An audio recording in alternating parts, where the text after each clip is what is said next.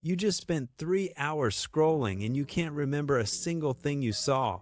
Your thumb is cramping. Your eyes are burning. Your battery is at 4%. You told yourself you'd just check notifications. That was at 9 p.m. It's now midnight, and you have a deadline tomorrow morning that you haven't touched.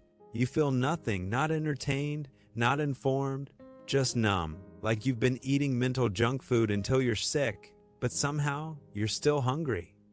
This isn't relaxation. This is digital sedation. And the worst part?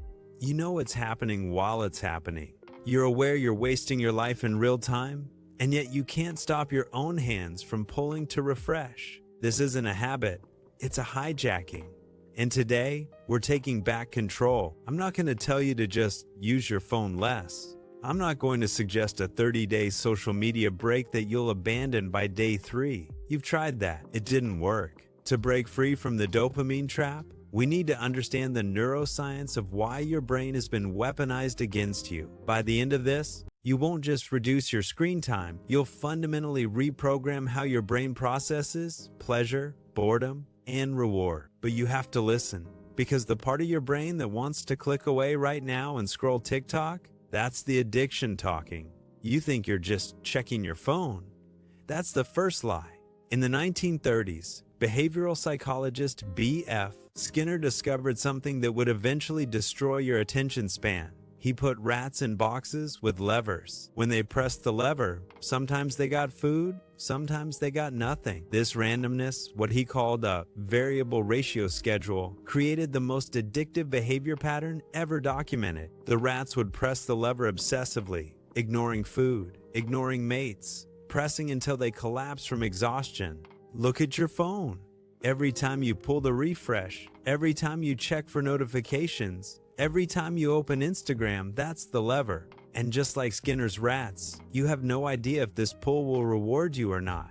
Maybe it's a like, maybe it's a message, maybe it's nothing. The uncertainty is what makes it irresistible. This is called a dopamine slot machine, and every app on your phone is engineered with this exact mechanism.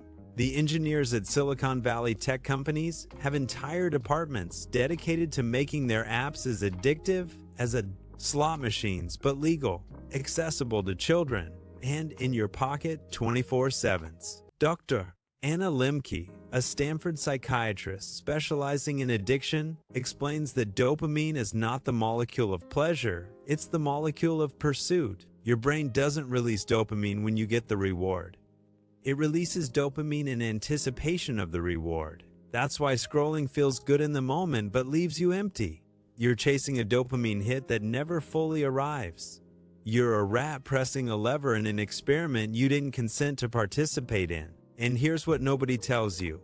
Every time you scratch that itch, every time you give in to the pull, you're physically rewiring your brain. You're creating neural highways that make it harder and harder to focus on anything that doesn't provide instant gratification. Reading a book? Too slow. Having a conversation? Not stimulating enough. Working on your goals? Boring. Your brain has been trained to crave the rapid-fire novelty of the feed. Anything that requires sustained attention feels like torture. This is dopamine dysregulation.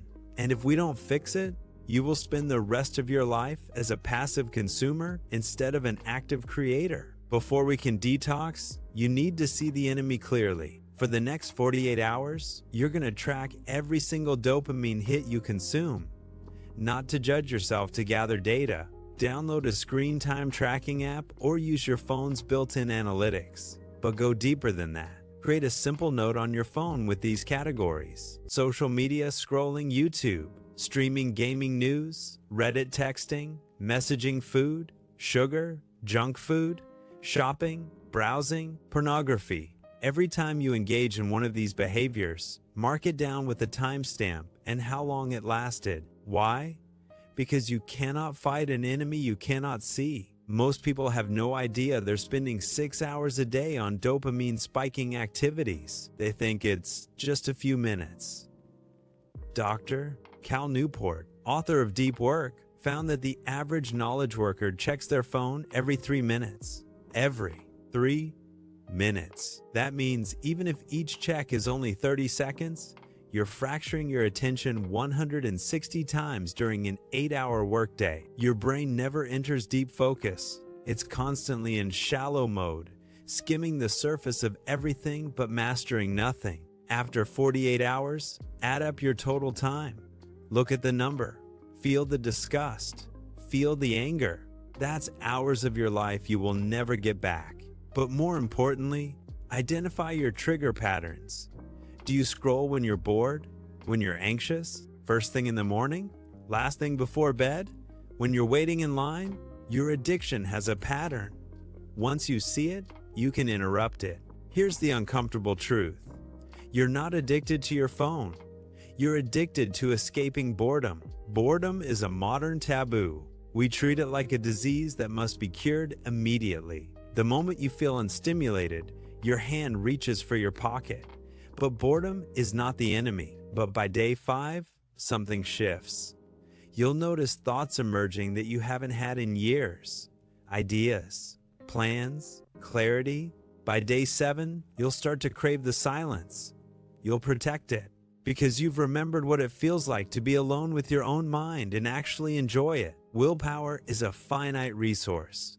If you rely on self-control alone, you will fail. Instead, we're going to use environmental design. We're going to make the bad behavior hard and the good behavior easy. This is based on the work of BJ Fogg, Stanford behavior scientist, who proved that behavior happens when 3 elements converge: motivation plus ability plus prompt. To kill the addiction, we remove one of these elements. The easiest one to remove is ability. We make it physically harder to engage in the behavior. Your friction setup: phone.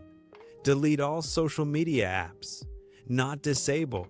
Delete. If you need them for work, access them only through a web browser, which is slower and more annoying. Turn your phone to grayscale. Settings is greater than accessibility, is greater than display, is greater than color filters, is greater than grayscale. This removes the dopamine triggering colors. Instagram in gray is boring. Enable screen time limits with a randomized password that you give to a friend. Make them the gatekeeper. Put your phone in a different room when you sleep. Buy a $10 alarm clock. Leave your phone in your car when you get home. Create a phone-free zone in your house. Computer.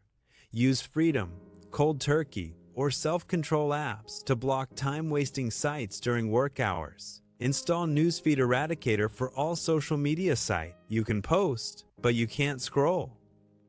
Use browser extensions that make you wait 30 seconds before accessing blocked sites. The wait kills the impulse. Bicycle environment. Remove the TV from your bedroom.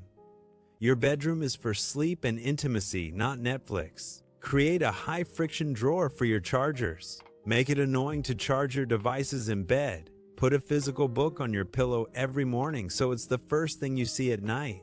The goal is simple. Make the dopamine behavior require 10 extra steps. Most impulses die within 10 seconds if they encounter resistance. You're not fighting your willpower.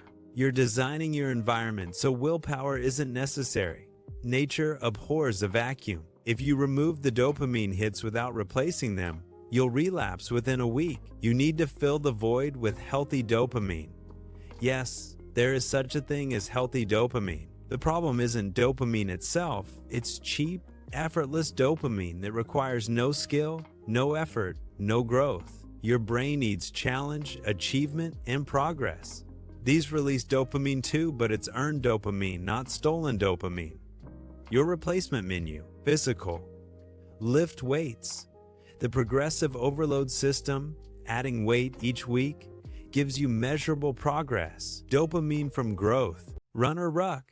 Distance goals, speed goals. Every improvement is a win. Learn a martial art. Sparring gives you present moment focus that scrolling can never provide. Creative. Write. Even if it's terrible. 500 words a day. The act of creation rewires your brain from consumer to creator. Learn an instrument. The frustration of sucking at guitar for 6 months teaches delayed gratification. Cook complex meals. Following a recipe builds focus. Eating what you made gives you pride. Social. Join a group that meets in person. Book club, hiking group, improv class. Real humans, real conversations. Call someone instead of texting. Hear their voice. Build actual connection, skill-based. Learn a language on Duolingo? No, hire a tutor and have actual conversations. Take a woodworking class, coding, boot camp, pottery course, anything where you build something with your hands or mind. The rule: every replacement activity must have a clear progress metric.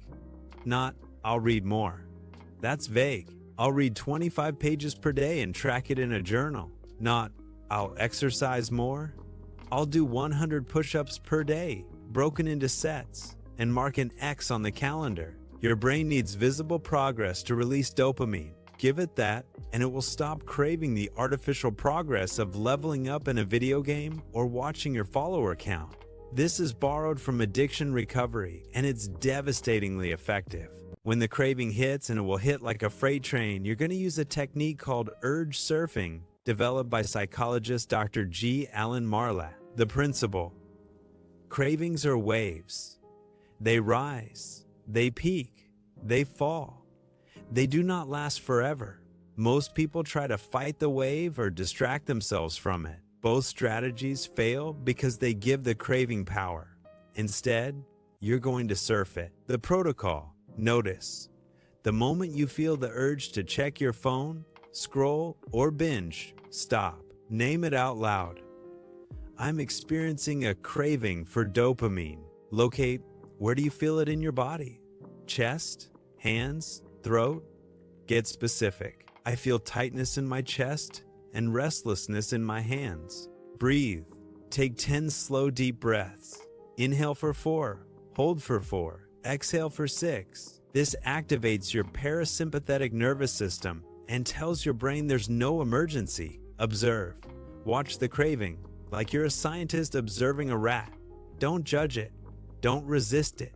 Just watch it. The urge is strong right now. It feels like I need to check my phone, but I know this feeling will pass. Wait. Set a timer for 10 minutes. Tell yourself, I can give in after 10 minutes if I still want to. This removes the forbidden fruit effect. You're not banned, you're just delaying. Ride. During those 10 minutes, do something physical.